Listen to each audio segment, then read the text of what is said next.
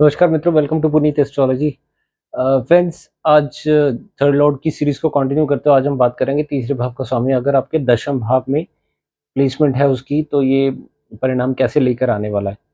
तो दोस्तों, इससे पहले मैं वीडियो आगे बढ़ाऊं, let me remind you, please channel को ज़रूर सब्सक्राइब करें और आप मेंबरशिप भी ज्वाइन कर सकते हैं, जिसके थ्रू आप डिस्काउंटेड कंसल्टेशन और priority access to my videos मिलेगा आपको। एक नॉमिनल से फीस पे करके आप मेंबरशिप ले सकते हैं। और आप अगर अपना होरोस्कोप एनालिसिस करवाना चाहते हैं तो ज़रूर करवा सकते हैं, मुझे कॉल करके या मुझे ईमेल के थ्रू आप कंसल्टेशन बुक कर सकते हैं। तो चलिए दोस्तों, वीडियो को बिना किसी डिले के आगे बढ़ाते हुए हम बात करेंगे तीसरे भाव का स्वामी दशम में। सबसे पहले दोस्तों, तीसरा भाव, मैं ऑलरेडी पहले सीरीज में बताता आ रहा हूँ, जो थर्ड लॉर्ड की सीरीज है। तीसरा भाव देखिए बहुत इंपॉर्टेंट भाव होता है, किसी चीज़ को इनिशिएट करना, है ना? पड़ोसियों का होता है, आपके साहस पराक्रम का होता है, जितने भी डॉक्यूमेंटेशन का काम होता है, राइटिंग का, है ना? क्लैरिकल वर्क का, कम्युनिकेशन का, बातचीत का भाव होता है। तो बिना बातचीत कोई भी चीज़ की शुरुआत जब होती है ना, वो बातचीत से ही होती है। तो थर्ड हाउस वेरी इंपॉर्टेंट, है ना? सो बेसिकली यात्राओं का भी भाव है ना? आपके अगर रिश्तों की बात की जाए, तो आपके बड़े भाई-बहन के बच्चे भी यहाँ से देखे जाते हैं, है ना? छोटे भाई-बहन तो यहाँ से देखते ही हैं। तो बेसिकली क्या है ना कि दशम भाव से संबंध जुड़ रहा है। छोटा भाई-बहन है अगर आपके, तो आपके प्रोफ़ेशन सेम प्रोफ़ेशन हो सकता है या आप उनके साथ मिलके कोई कारोबार शुरुआत कर सकते हैं, ठीक है? बट इस पोज़ीशन के साथ ना पराशर ऋषि कहते हैं कि जो आपकी वाइफ़ है, वो बहुत ज़्यादा लॉयल नहीं होती, फ़ेथफुल नहीं होती है ना? थोड़ी-सी अनहैप्पी मैरिड लाइफ़ हो सकती है इस पोज़ीशन के साथ। Gain through professional journeys, travel, है ना? आप अगर वीज़ा अप्लाई करना चाहते हैं तो ज़रूर करें। इस पोज़ीशन के साथ आपको वीज़ा मिलने के पूरे चांसेज़ हैं थ्रू योर एम्प्लॉयर। तो अगर आप मल्टीनेशनल कंपनी में काम करते हैं या कोई अब्रॉड ट्रैवल करना चाहते हैं, तो इस पोज़ीशन के साथ आपको बाहर विदेश जाने का या विदेश ट्रांसफ़र लेकर वहाँ पे पैसा कमाने का ज़रूर एक अपॉर्च्युनिटी मिल सकती है। ठीक है? डॉक्यूमेंटेशन का है तो पॉसिबिलिटी यही रहती है कि आप कोई ऑफ़िस में है अगर, तो डॉक्यूमेंटेशन का या राइटिंग का या क्लरिकल वर्क आपको मिलेगा। वैसे तीसरा भाव जो होता है ना, कम्युनिकेशन का होता है, जो कॉल सेंटर की जॉब्स होती हैं, ये सब तीसरे भाव से ही आते हैं, क्योंकि कम्युनिकेशन है। कॉल सेंटर की जॉब्स होगी या ऐसी टेलीकॉम सर्विसेज़ होती हैं, या जैसे आप अपनी सिम यूज़ करते हैं ना मोबाइल के अंदर, ऐसी कंपनीज़ एयरटेल, वोडाफ़ोन, है ना?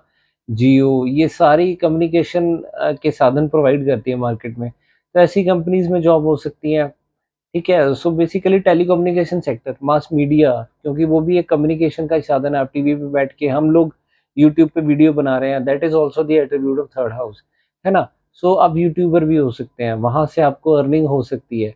आप उसको प्रोफ़ेशनली अपना वो अपना प्रोफ़ेशन बना सकते हैं, है ना? ऑनलाइन किसी कोई भी ऐसा ऑनलाइन काम, वो आप अपना प्रोफ़ेशन बना सकते हैं। कोई ऑनलाइन आप स्टार्टअप खोलना चाहते हैं तो ये प्लेसमेंट बहुत अच्छी है, ठीक है? और दशम भाव क्योंकि आपके पिता का भी भाव माना जाता है। सो बेसिकली फादर क्या है कि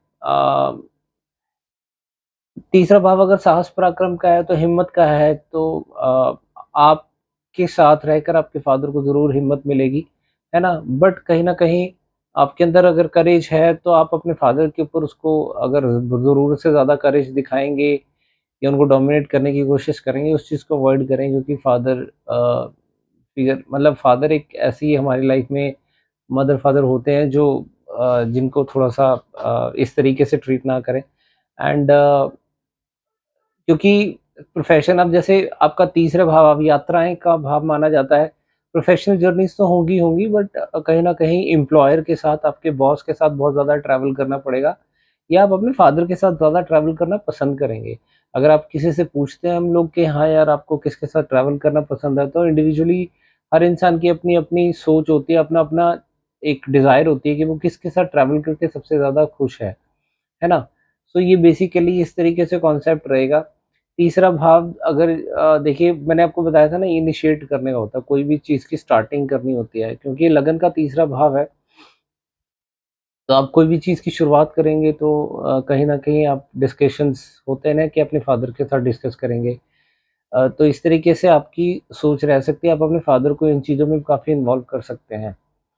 और दोस्तों जो आपकी जॉब है ना वो किस तरीके से लग सकती है, वो भी एक प्लेसमेंट ये बताती है कि जैसे भी ऑनलाइन जो भी काम होता है, जैसे आप किसी बहुत सारी ऐसी वेबसाइट्स हैं जिसके थ्रू आप जॉब्स अप्लाई करेंगे तो आपकी जॉब मिलने के चांसेस ज़्यादा होते हैं, है ना? तीसरा भाग क्योंकि न्यूज़पेपर को भी दिखाता है, ऑनलाइन के जितने भी प्लेटफ़ॉर्म होते हैं, तो आप बेटर अगर आप जॉब सर्च कर रहे हैं तो आपको जॉब मिलने के चांसेस ये ऐसे प्लेटफ़ॉर्म है जिसके थ्रू आपको जॉब मिल सकती है। देखिए काम त्रिकोण का भाव है तीसरा भाव, है ना? दशम भाव अर्थ त्रिकोण का भाव है। तो जो अर्थ त्रिकोण का भाव जब काम त्रिकोण के भाव में जाता है तो इंसान को काफ़ी मतलब जिसको बोले ना काम को लेके ऑब्सेस्ड बना सकता है।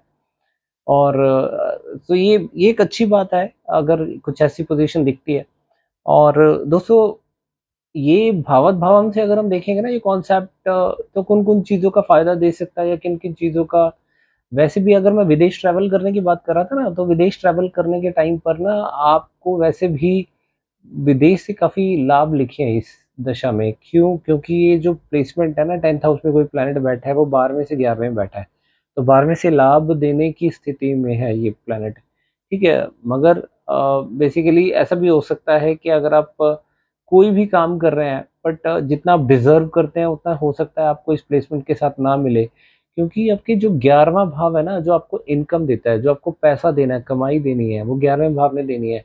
अब उसके 12वें में बैठा हुआ है, आपको और धन से त्रिकोण में बैठा हुआ है, यानी कि सेकंड हाउस से अगर हम काउंट करेंगे तो 10th हाउस में कोई प्लैनेट बैठा हो तो सेकंड से 9th में बैठा हुआ है। सो बेसिकली धन तो आएगा, है ना? तो धन आने या फैमिली को लेकर कोई जो भी आपको चीज़ें मिलनी है वो अच्छी चीज़ें होंगी, है ना? बट अगर कमाई की बात करेंगे हो सकता है जितना आपको ऐसा लगे कि जितना आप डिज़र्व करते हैं वो उतना आपको मिल नहीं पा रहा है ना? और ये जो दशम भाव में बैठा हुआ है ना प्लैनेट, है ना? वो पंचम से छठे में भी बैठा हुआ है, तो छठा भाव भी तकलीफ है। तो यहाँ पे अगर आपको कुछ सेटबैक्स देख सकते हैं या आपके ब्रेकअप्स हो सकते हैं, या अगर आप मैरिड हैं तो पंचम भाव से तो हम यही चीज़ देखेंगे कि आप अपने बच्चों के बारे में देख रहे हैं। तो वहाँ से बच्चों को तकलीफ आ सकती है, या आप अगर प्रेम में पड़े हुए हैं, या आप तो यहाँ पे मतलब पंचम से छठे में बैठना अच्छा प्लेसमेंट तो नहीं है। इसीलिए कहा जाता है कि कोई भी प्लैनेट की दशा चल रही हो ना, तो उसको हमेशा ऐसे तरीके से देखना चाहिए, भावत भाव रख के कि वो जो दशा है, वो किसके लिए अच्छी है, किसके लिए बुरी है ना? वैसे तो जनरली हम लोग जो दशा है ना, उसका एक प्रेडिक्शन का एक मेथड ये भी है कि आप ना जो दशा चल रही है, उसको आप लगन बना लीजिए। वही रिज़ल्ट आपको मिलेंगे। जैसे लेट्स सपोज़ कि आपका 9th हाउस में कोई प्लैनेट की दशा चल रही है। अब आपका 12वाँ भाव एक्टिवेट होगा तो आपको लगेगा कि नहीं यार ये तो आइसोलेशन देगा, खर्चे बढ़ा देगा, हॉस्पिटलाइज़ेशन भी दे सकता है, परेशानी दे सकता है। मगर वही 9th लॉर्ड की दशा में अगर 12वाँ भाव की अंतर्दशा आएगी ना, तो आपको फ़ायदा देगी। क्यों? क्योंकि 9th लॉर्ड को लगन अगर मान लें तो उससे चौथा भाव बनता है, तो आप हो सकता है प्रॉपर्टी कुछ एक्वायर करें, प्रॉपर्टी खरीदें, वाहन खरीदें, तो वो सुख आपके लेके आएगा, घर के अंदर सुख-सुविधाएँ लेके आएगा। लग्ज़रीज़ आप बना सकते हैं। सो ये भी एक प्रिडिक्शन का मेथड है और ये बहुत सटीक मेथड है। मैंने लास्ट वीडियो में एक बताया था, लाइव सेशन जब किया था उसमें शायद लोगों ने नहीं देखा, तो इस तरीके से। अब इसी जो थर्ड लॉर्ड की 10th हाउस में प्लेसमेंट है, इसको आगे हम बढ़ाते हैं तो देखेंगे ना एक प्लैनेट की सप्तम दृष्टि भी होती है, वो 7वें भाव को देखता है।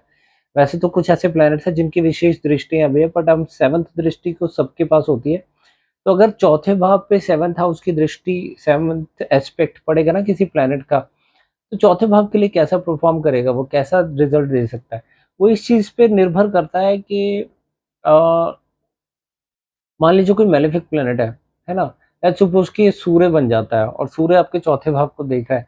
वो आपकी मदर को ना सिर्फ कॉन्फिडेंट बनाएगा बट काफ़ी इगोइस्टिक भी बनाएगा। वो हुक्म चलाने वाली बना सकता है ना? बट कहीं न कहीं अपने कॉन्फिडेंस से आपकी मदर का आपको दिखेगा कि हाँ यार, चीज़ें बहुत अच्छे से मैनेज हो रही हैं, है ना? कब रुके हुए काम जो होते हैं ना वो एक एक ऐसी कॉन्फिडेंस से काम हो जाते हैं सारे। और सूर्य जो है ना वो चौ देखिए सूर्य की दृष्टि अगर चौथे भाव पे पड़ेगी तो वो आपको आपको इंडिविजुअली खुद को आपके हृदय, क्योंकि चौथे भाव जो है ना वो आपका हृदय स्थान है, दिल है। लोग पूछते हैं ना कि यार ईमानदारी देखनी हो किसी इंसान की तो कौन सा भाव है जिससे हम ईमानदारी देख सकते हैं कि बंदा ईमानदार है या नहीं है, वो चौथा भाव बताता है।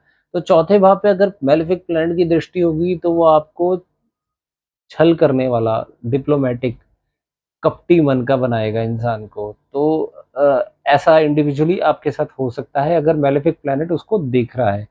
और अगर शुभ ग्रह होगा तो आपको बहुत सात्विक, सबका भला करने वाला, दिल का बहुत अच्छा होगा, है ना? किसी के बारे में बुरा नहीं सोचेगा, सबका उसका काम करने का तरीका कुछ और अलग हो सकता है, पर वो सबका भला करने वाला होगा, क्योंकि शुभ ग्रह जो होता है ना वो आपके हृदय को सुरक्षित करता भी है, आपके हृदय रोग से भी बचाता है और आपके हृदय को भी कोमल और निर्मल करता है, कंपैशनेट बनाता है इंसान को, ठीक है?